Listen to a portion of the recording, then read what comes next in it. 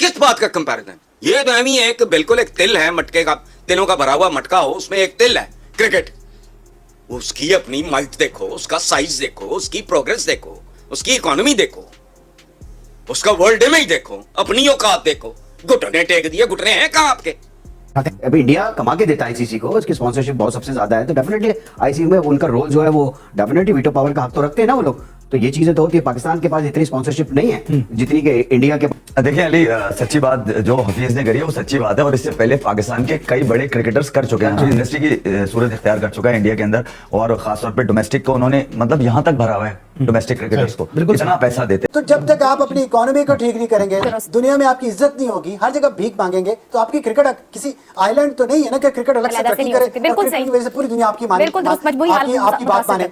आपकी इकोनॉमी ठीक होगी तो सबकी ठीक होगा, वरना कुछ नहीं ठीक होगी तो सब ठीक होगा। एक वीसीआर लेकर आते थे और अमिताभ की 6 फिल्में लेकर आने वाली कौम, अभी मैं क्या बताऊं, फिर हटती है लोगों की इस बात पे। एक वीसीआर लाते थे रात में किराए पे, 2 फिल्में अमिताभ की, एक शत्रुघ्न सिन्हा की लिया है, कोई मंगल पांडे टाइप की, एक उठा ली उन्होंने धर्मेंद्र की, ठीक है। तो अब मैं क्या बात करूं, आपकी पिछली नस्ल तो देखती हुई आ रही है, फिर शाहरुख मिल गया, शाहरुख के पीछे सलमान मिला, सलमान के पीछे। अब मैं अगर इनकी बात करूं तो खुशी से सुनेंगे आप, मैं अगर इंडियन क्रिकेटर की बात कर दूं तो आप इंडियन क्रिकेट की बात करते। देखिए, इंडिया को पैसों की कमी नहीं है, बीसीसीआई को पैसों की कमी नहीं है।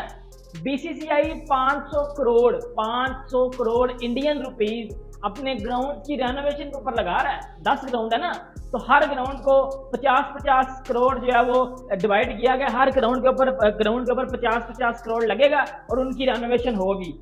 सो क्रिकेट वगैरह को अलग रखो, इस बात का जवाब बता दे सकता हूं कि घुटने क्यों टेके। तो सीधी सी बात है बीबी, सवाए दिफा के, और वो भी कर्टसी एटम बॉम्ब, डेटरेंट है बहुत बड़ा। बाकी हम किस शोबे में उनके हम पल्ला है? उधर चंद्रयान है, इधर बंदरियान है, इधर बिजली चोर है, उधर क्या मतलब एवं घर बैठे चौधरी। मुझे तो खुदा की कसम घिन आती है जब मैं लोगों को इतना एक्साइटेड देखता हूँ क्रिकेट मैच में। ये गालों पे बच्चियों ने लाइनें लगाई हुई, जिब्रे, रंग बिरंगे जिब्रे, और कहीं हया करो, लोग भूखे मर रहे हैं। Cricket cricket cricket, what nonsense. क्या आपका ना साइज मिलता है उसके साथ, ना आपके सिस्टम्स उसका मुकाबला करते हैं, ना आपकी इकोनॉमी, ना आपकी मोरालिटी, कोई सिर पैर ही नहीं है। इस दोस्तों ने जो जो बातें की हैं, ये तो पूरा थीसिस है। किस बात का कंपैरिजन? ये तो एम ही है कि बिल्कुल एक तिल है, मटके का, तिलों का भरा हुआ मटका हो, उसमें एक तिल है क्रिकेट।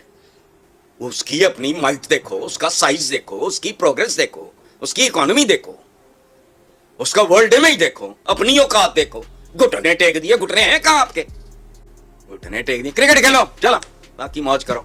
क्रिकेट हसन साहब, ये तो अब नहीं है कि अगर साइज कम है तो हम क्रिकेट ना खेलें, क्रिकेट तो खेलना ही है, और जाहिर बात है हमारे ग्राउंड पे भी मत खेलो, मत खेलो, मत खेलो। सर, जब खेलने को ग्राउंड नहीं होंगे तो फिर और बहुत कुछ होता है, यही तो तवज्जो करने की जरूरत है। नहीं आशा, खुदा की कसम, हंसना हराम होना चाहिए जो हालत है। अगर हम समझते हैं कि पाकिस्तान एक फैमिली की तरह है, तो आपकी फैमिली में कोहराम मचा हुआ है। बच्चे बिलक रहे हैं, लोग जलील हो रहे हैं, बिल जलाए जा रहे हैं, आप दंदियां निकाल रहे हैं और डांस फरमा रहे हैं। मुझे तो छिछोरपन लगता है। I am sorry. चलेंगे हसन साहब का नुक्ता नजर मुख्तलिफ है। बिल्कुल ठीक है, माशी मसाइल हैं, हालात बहुत खराब हैं। सच्ची बात जो हफीज ने करी है वो सच्ची बात है, और इससे पहले पाकिस्तान के कई बड़े क्रिकेटर्स कर चुके हैं। हफीज तो बहुत लेट आए, क्योंकि अब वो क्रिकेट छोड़ चुके हैं, तो अब उनको लगता है कि जो कह रहे हैं वो बस समझ लो पक्का वो सच कह रहे हैं, तकरीबन सच कह रहे हैं वो, और इंडस्ट्री की सूरत इख्तियार कर चुका है इंडिया के अंदर, और खासतौर पर डोमेस्टिक को उन्होंने मतलब यहाँ तक भरा हुआ है, डोमेस्टिक क्रिकेटर्स को इतना पैसा देते हैं। पैसा यहाँ पर भी कम नहीं है डोमेस्टिक का, इंटरनेशनल मैचेस का भी कम नहीं है। बात यह कि सिक्योरिटी नहीं है लड़कों के अंदर। यहाँ पर टीम में जब लड़का आता है तो वो अपने रन को मैटर करता है, पाकिस्तान को मैटर नहीं करता। उसको पता है कि अपने रन करूंगा तो मेरा एवरेज, मेरा स्ट्राइक रेट दिखा के लोग बोलेंगे भाई यही है, इसी पे तालियां बजा जाओ बस। इसकी तरह सूर्या कुमार यादव को 2010 में लिया था मुंबई इंडियंस ने 1.5 लाख रुपए में, ठीक है। उसने 12 साल ट्रैवल किया है टीम तक आने के लिए, 12 साल। रोहित शर्मा ने खुद 90+ मैचेस खेले हैं। मैं यही कह रहा हूं अली कि जब क्रिकेट को आप इंडस्ट्री बनाओगे ना, और लोगों को दिखाओगे कि यहाँ जो बेस्ट परफॉर्म करेगा इंटरनेशनल स्टैंडर्ड पे, वही इसका हकदार होगा। शाहीन के लिए अगर उसने कह दिया अश्विन ने कि 12-14 करोड़ का जा सकता है, तो मुझे तो अफसोस होता है कि मेरे पाकिस्तानी खिलाड़ी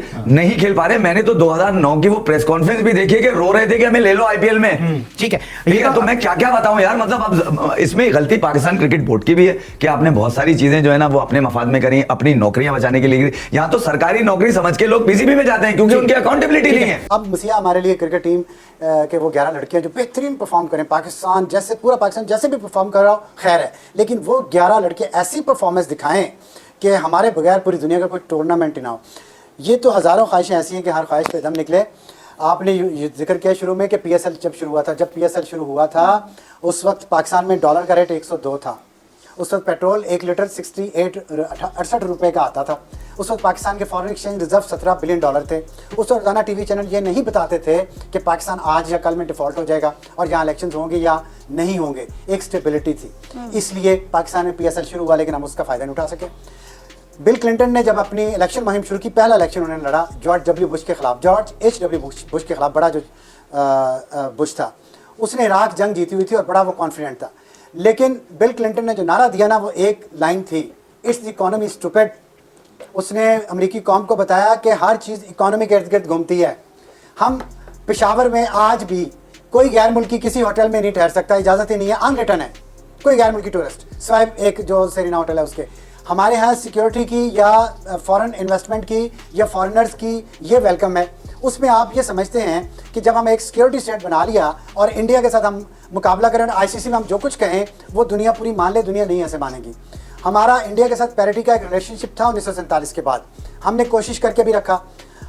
1971 में जब बांग्लादेश बना, मशरकी पाकिस्तान बांग्लादेश बना, तो वो पैरिटी ख़त्म हो गई जो 1998 तक जारी रही।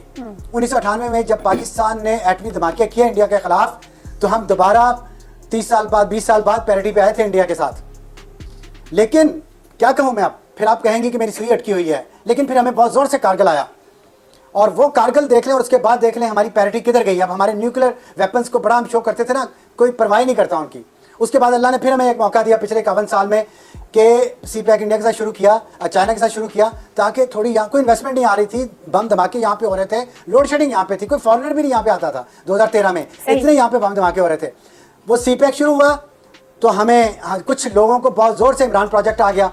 अब आप मुझे बताएं, क्या हम दुनिया के लाडले हैं कि हम अपने मुल्क के साथ जो मर्जी करते रहें? सिक्योरिटी स्टेट हमने इसको बना दिया है, हर जगह पे हम बंदूकें उठा के खड़े होते हैं, एयरपोर्ट से बाहर निकले बंदूकें होती हैं यहाँ पे। कौन रहेगा इस मुल्क में, कौन आगे इसमें इन्वेस्ट करेगा? फिर आप कहते हैं कि हमने इंडिया से मुकाबला कर रहे हैं। इंडिया, अब आप शुक्र है, मैं तो हैरान हूँ कि आज ये आप लोग मान गए कि इंडिया हमसे आगे है। हम तो ये मानने भी तैयार नहीं है कि इंडिया हमसे आगे है। तो जब तक आप अपनी इकोनॉमी को ठीक नहीं करेंगे, दुनिया में आपकी इज्जत नहीं होगी, हर जगह भीख मांगेंगे, तो आपकी क्रिकेट किसी आइलैंड तो नहीं है ना कि क्रिकेट अलग से तरक्की करे, क्रिकेट की वजह से पूरी दुनिया आपकी माने, आपकी बात माने। आपकी इकोनॉमी ठीक होगी तो सबकी ठीक होगा, वरना कुछ नहीं होगा। अंपायर आउट दे देगा उसको। बाकी रिस्ट बैंड होता है या जो ग्रिप सी पहनी होती है व्हाइट कलर की, जो भी आपने देखी होगी, उस सब पे जब बॉल लगेगा, ठीक है, उस पे कोई आउट नहीं है। लेकिन ग्लव्स के पूरे एरिया में जहां भी बॉल लगेगा वो आउट है। मेरे ख्याल में ये वही एक टैक्टिस, फजूल थकी हुई बेकार सी टैक्टिस उठा के हफीज साहब और PCB करने की कोशिश कर रहा है कि जी मैच हार गए हम, मैच इस वजह से हारे। देखिए सबको पता है कि 100 रन चाहिए थे और 5 विकेट्स बाकी थी, और जिस टाइम रिजवान और सलमान आगा खेल रहे थे उस टाइम हमें साफ पता चल रहा था कि ऑस्ट्रेलिया के लिए मैच बचाना बहुत मुश्किल हो गया। लेकिन वो जो आउट हुआ, वो इशू इस वजह से शायद बनाया जा रहा है कि पाकिस्तान जीत रहा था। तो भाई अगर पाकिस्तान जीत रहा था तो अगर अंपायर ने आउट दे दिए तो क्या उस चीज को इशू जो है वो बनाया जाएगा?